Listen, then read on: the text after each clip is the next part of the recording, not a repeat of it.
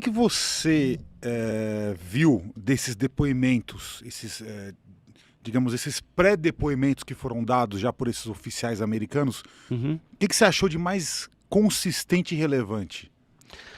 Olha, a consistência é que vai ao encontro o que eles estão declarando, aquilo que a gente já sabia.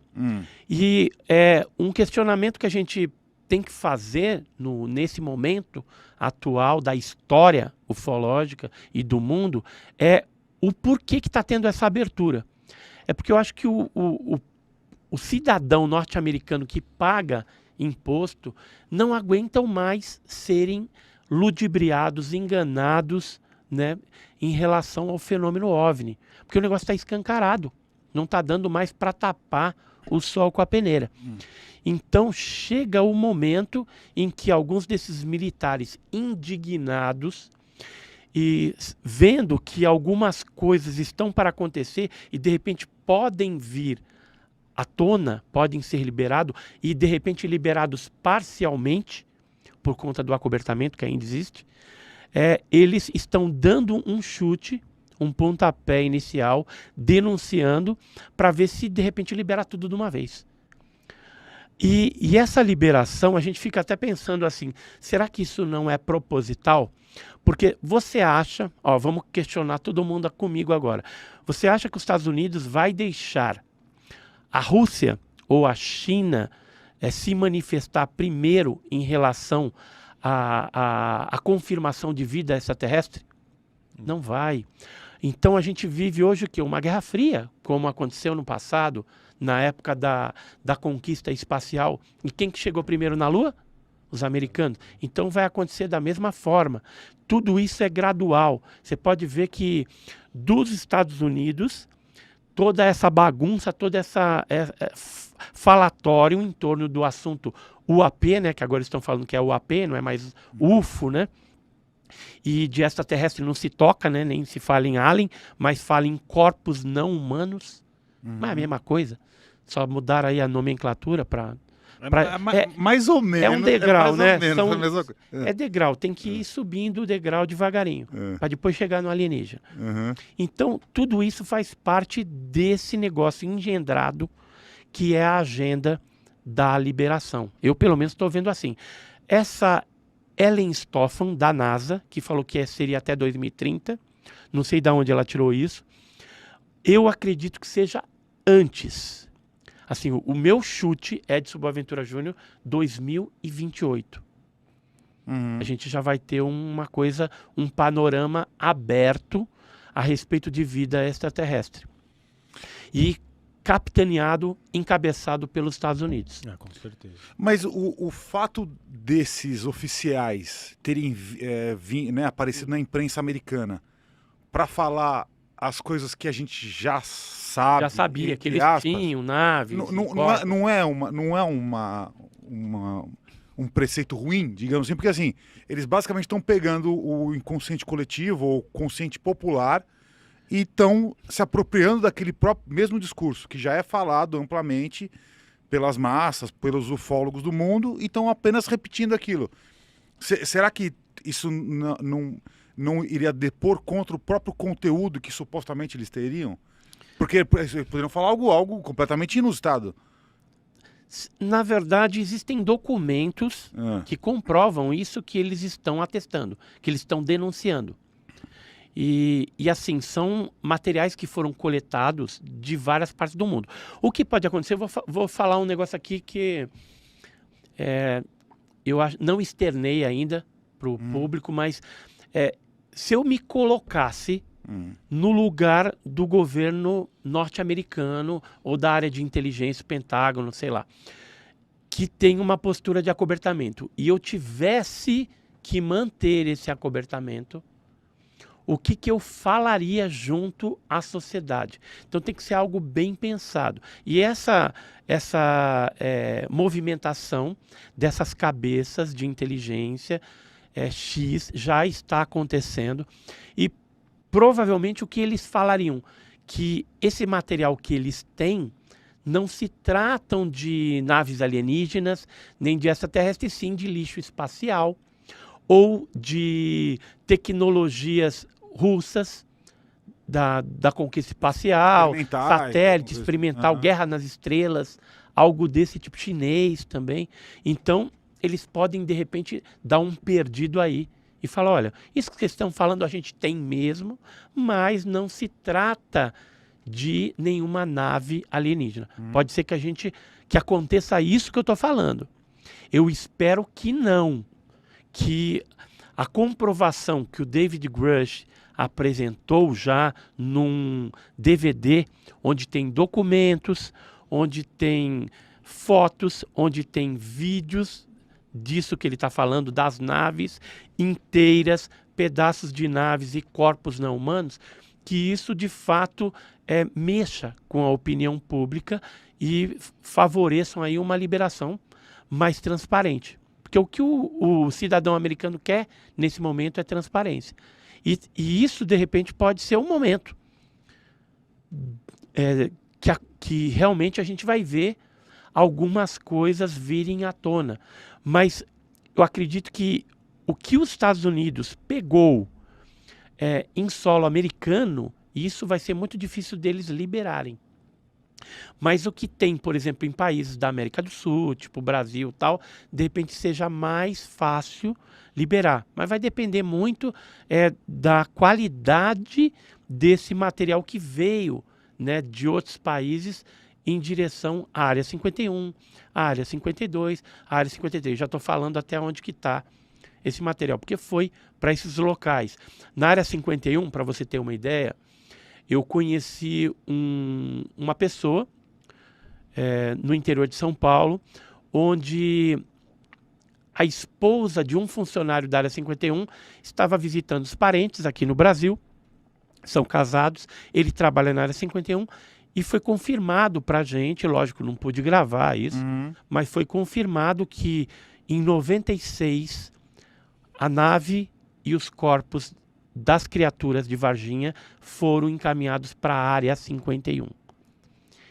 Esse funcionário de lá, de alto escalão, confirmou isso perante a mim, as pessoas ali presentes, minha esposa também estava, esses amigos, um escritor lá da cidade, que a gente foi para um depoimento. Então, assim, desde aquela época que a gente sabe que foi para a Área 51. Agora, se está lá na atualidade, é outros 500, porque foi construído pós 96, né, a Área 52 e 53, que são interligadas subterrâneo.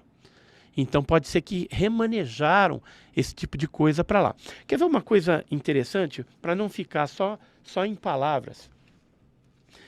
Os Estados Unidos, ele andou em vários países. Eu peguei aqui só uns fax que a gente tem dos Estados Unidos, alguns deles, que é da embaixada, embaixada de Curitiba, embaixada do Rio de Janeiro, documentos de 1966, né, alguns de 1967, e que falam de objetos que caíram no Brasil, né, na região do Paraná, de São Paulo, de Belém, Belém. Né? Mas aqui, nesse caso, eles falam que pode ser alguma coisa de satélite, que caiu, também tem lixo espacial. Que é esse? Mas esse aqui específico chama atenção. Aerogram? Aerograma. Ah, tá. Aerograma é que antigamente era uma espécie de telex, né? Aerograma, fax, né? Que eles enviavam telex. Sim. E nesse aqui específico, de 66, ele fala de um objeto que caiu perto, no dia 6 de maio de 66, perto do Paraná e Santa Catarina. E essa nave teria sido levado para o CNAE, que é a Comissão Nacional Brasileira do Espacial, que fica em São José dos Campos, estado de São Paulo. E de lá depois foi encaminhado para a NASA. Ou seja, a NASA que fala que não sabe de nada, mas num telex de 66 já tem coisas que comprovam esse tipo de interação entre a Força Aérea Brasileira, a NASA, o CTA, lá em São José dos Campos. Então, gente, são documentos. Aqui, Rio de Janeiro, Curitiba, Moscou, Embaixada de Moscou. Então tem muita coisa que a gente examinando nos Estados Unidos, a gente vai ver a grande mentira e acobertamento que nós vivemos aqui no Brasil. Eric.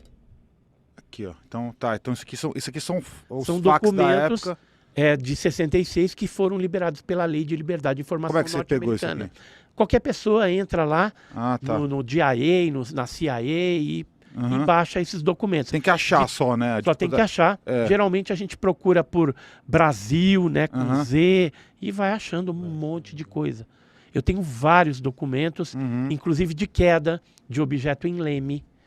O objeto de Ubatuba, aquela explosão de Ubatuba, também foram fragmentos para lá. De Leme foi 5 fragmentos para os Estados Unidos. E está tudo nos documentos norte-americanos. Tem documentos, por exemplo, do projeto Livro Azul, que é o Blue Book, em que também cita alguma coisa a respeito disso. E inclusive fala, eu achei um documento do Blue Book que falava de um acordo entre os Estados Unidos e o Brasil, a Força Aérea Brasileira. E esse acordo existe até hoje. Para quem não sabe, tem um telefone dedicado no COMAI, lá em Brasília, que é o Comando da Aeronáutica, onde eles falam diretamente com o NORAD, por exemplo, norte-americano, e que dessa forma, lá em 96, foi feito essa comunicação quando os Estados Unidos atingiu aquele objeto de Varginha. Então foi falado, olha, nós atingimos, o objeto vai cair na latitude tal, na longitude tal, e manda uma equipe para lá, que a gente está indo para aí também. Tanto é que eles vieram num avião, um C-17, C-14, se não me falha a memória, e chegando no Brasil, eles pousaram em Campinas e já haviam 2 helicópteros da aeronáutica esperando os norte-americanos para levar para Varginha, dia 20 de janeiro de 96. Quem deu esse depoimento recentemente, né, em 2021, foi o ex-controlador de voo Marcos Feres, num canal aéreo. Um monte de gente viu aí na internet o depoimento dele. Isso é fato. Então os americanos estiveram sim aqui, tentaram subornar as meninas, tentaram dar dinheiro para elas desmentirem o assunto, mas não adiantou nada. Daqui a pouco pode ser que venha o vídeo à tona, pode ser que a gente se surpreenda e venha informações do governo norte-americano corroborando os fatos de Varginha aqui no Brasil. Eu vou adorar. Estou esperando e vou aplaudir de camarote a hora que isso acontecer, porque, infelizmente, a gente vê que o governo brasileiro e os militares brasileiros são muito, bate muita continência nos americanos. Nessa parte a gente poderia estar avançando. Apesar que, se a gente for analisar friamente, pode ser que nós não tenhamos capacidade tecnológica para lidar com esses materiais. Então, seria melhor que ficasse lá nos Estados Unidos, realmente, até para ter algum tipo de avanço. Agora, qual o benefício que está sendo negociado com os americanos, no caso, o governo brasileiro com os americanos, para que a gente seja beneficiado ou remunerado de alguma forma, disso que a gente está passando para eles. Corpos não humanos, naves. Então, pelo que eu fiquei sabendo, eu sei até o nome do acordo, a gente estava recebendo tecnologia da área espacial, da aviação tal, de 5ª geração. Que é uma porcaria, mas é o que tem. Então, pelo menos é alguma coisa, não está ficando no vazio. E alguns militares brasileiros têm a oportunidade, aqueles melhores que se destacam nos seus cargos, de irem para os Estados Unidos e serem treinados em algumas coisas interessantes. Certo momento em que eu estava no interior de São Paulo, eu fui abordado por um militar, não vou citar o nome aqui também, mas esse militar disse que já está em andamento dentro da Força Aérea Brasileira, do governo brasileiro, a criação de uma equipe. Ele, inclusive, foi um dos que foi treinado nos Estados Unidos para atuar num grupo mais ativo na investigação e pesquisa de OVNI. Só que é algo extremamente fechado e patrocinado também juntamente com os norte-americanos. e ingleses também, tá? Porque geralmente eles trabalham em conjunto. A Inglaterra, Estados Unidos e agora o Brasil está entrando nessa vertente.